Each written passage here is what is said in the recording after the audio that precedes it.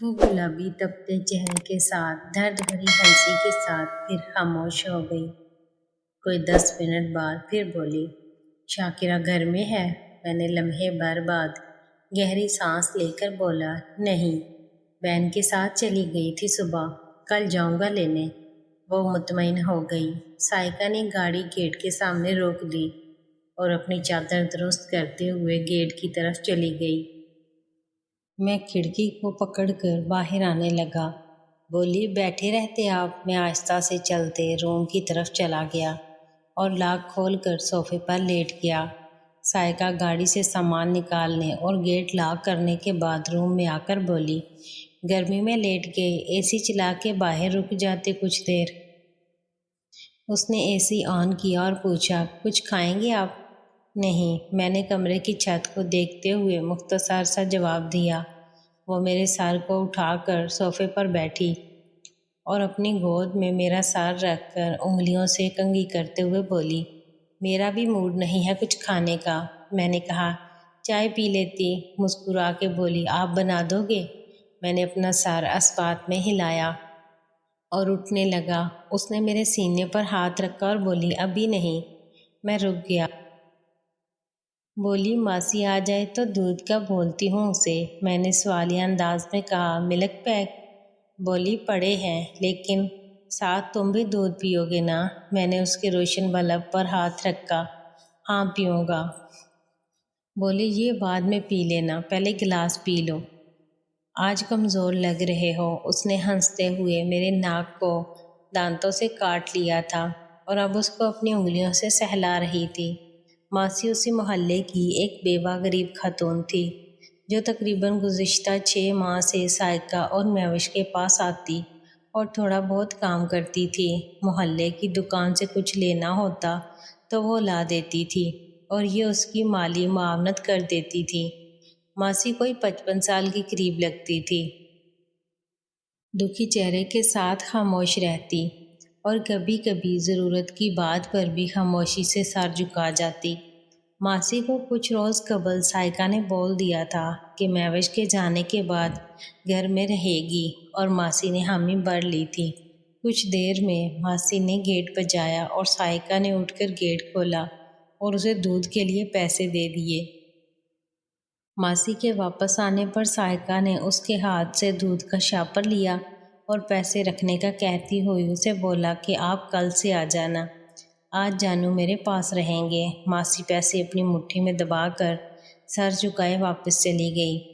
Saika kitchen में चली गई और कुछ देर बाद केक की प्लेट के साथ दूध का गिलास उठाए रूम में आते ही बोली, जानू मुझे चाय बना दो।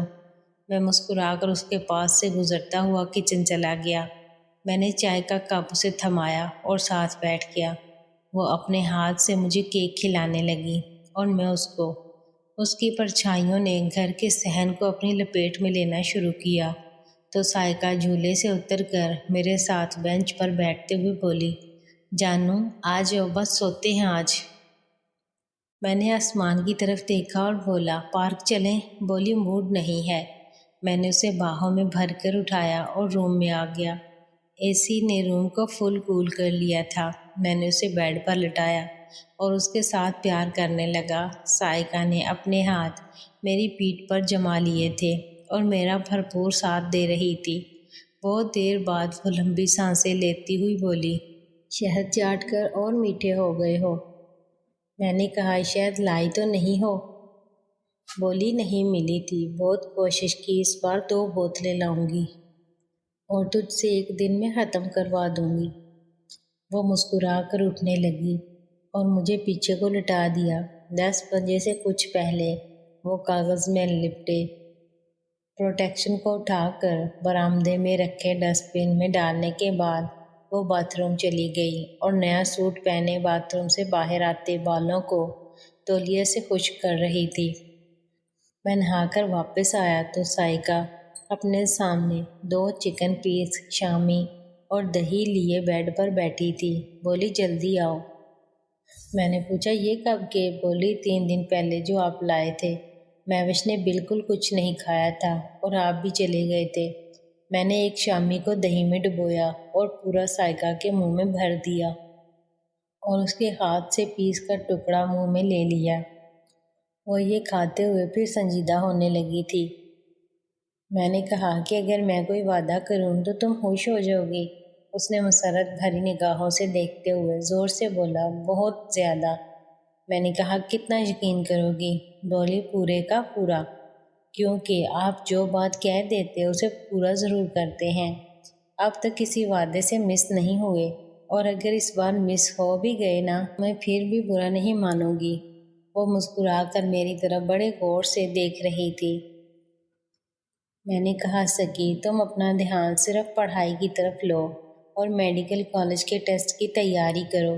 میں جیسے بھی ہوا اور اگر لیٹ بھی ہو گیا تو 1 سال میں تم سے شادی کر لوں گا۔ وہ چیختی ہوئی مجھ سے لپٹ گئی اور بہت دیر بعد خود کو سنبھالتے ہوئے خالی پلیٹ کو اٹھا کے بولی، بھوک بڑھ گئی اور یہ ختم ہو گئے۔ سائیکا کی مسکراہٹیں پوری طرح واپس آنے کے بعد میں بھی اس کے ساتھ کچھ اور کھانا چاہتا تھا۔ میں نے پوچھا، ہوٹل چلیں؟ بولی، ضرور چلیں، لیکن آج میں پارٹی دوں گی۔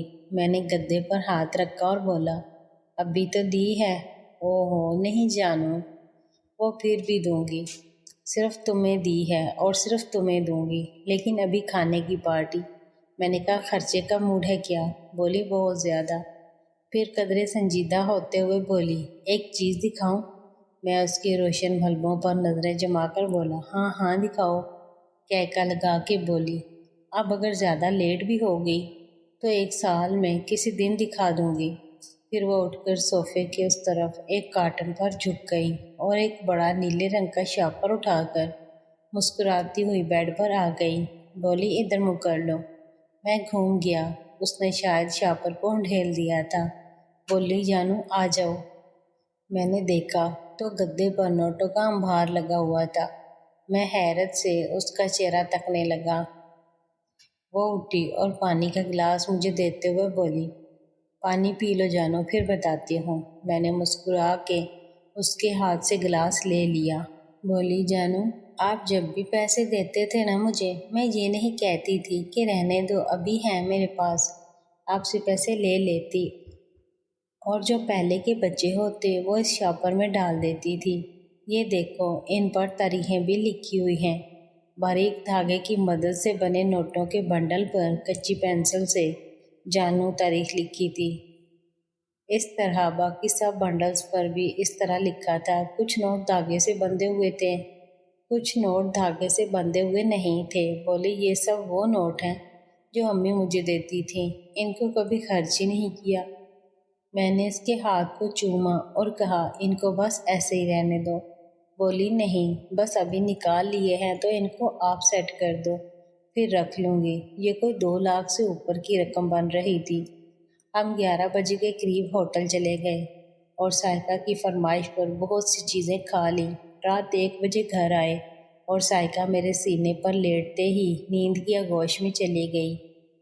ہم مہوش کی رخصتی والے دن پہنچ گئے تھے۔ سعدیہ کے روم میں شاکرہ اور سائیکا میرے ساتھ بیٹھی تھی۔ سعدیہ کے چہرے پر کوئی محرومی جھلک رہی تھی۔